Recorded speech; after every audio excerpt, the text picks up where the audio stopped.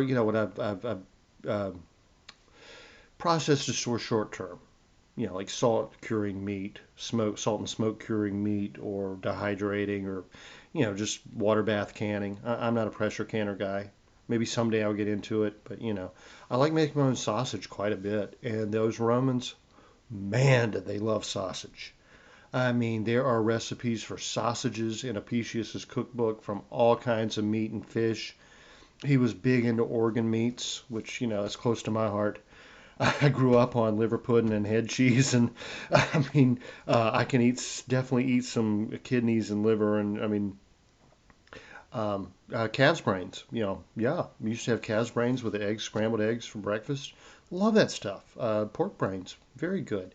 They ate a lot of meats that we don't think of in our time these days, and they were really a delicacy back then. Um, Sweetbreads, they called it. I think that was the thalamus gland of a calf. Tripe, cow stomach, chitlins, good old, pig intestines. Um, they ate a lot of things that, if you learn to enjoy them now, imagine how much further down the road you'd be in an actual survival situation. One thing I remember in school, they always said, oh, the Romans ate weird stuff. They ate mice. No, they didn't eat mice. They ate what was called a dormouse, which is actually basically a squirrel. And I love to squirrel hunt. I love to eat squirrels. So I've taken those dormouse recipes and applied them to squirrel and rabbit even. Absolutely fantastic. But there's 95% of what's in the book is not going to freak you out at all. I like to eat snails. I'm part French. I like escargot. I actually have raised snails before to eat. I may have discussed that before. If not, I really do need to tell you how to raise snails for food. It's actually super easy. If you didn't want to eat them yourself, you could always feed them to your chickens. But yeah, I mean, the ancient Romans loved snails, so did the Greeks. You get past that, and it's just a bunch of fish and chicken recipes. Yeah, every now and then they may have had a peacock or a guinea fowl as opposed to a chicken, but still, every one of those recipes you can use right in your kitchen. You may just have to grow some of these herbs because they've fallen out of favor for no apparent reason, and they're so good for you.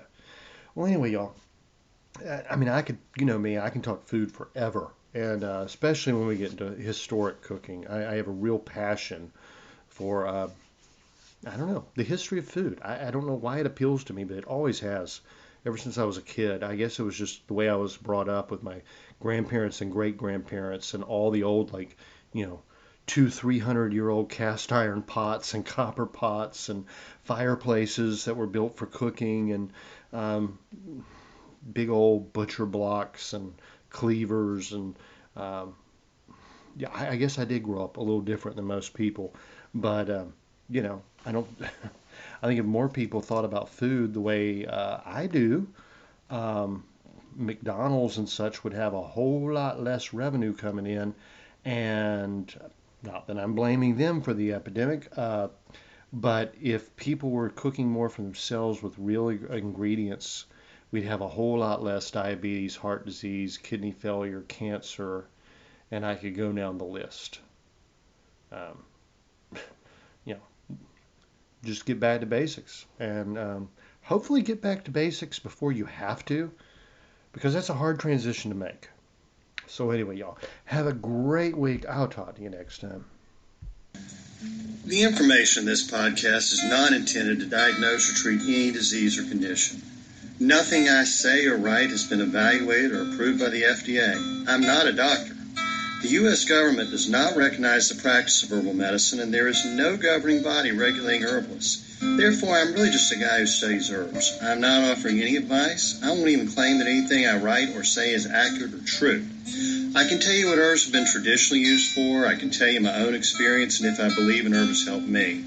I cannot nor would I tell you to do the same. If you use an herb anyone recommends, you are treating yourself. You take full responsibility for your health. Humans are individuals and no two are identical. What works for me may not work for you. You may have an allergy, a sensitivity, an underlying condition that no one else even shares and you don't even know about. Be careful with your health. By continuing to listen to my podcast or read my blog, you agree to be responsible for yourself, for your own research, make your own choices, and not to blame me for anything ever.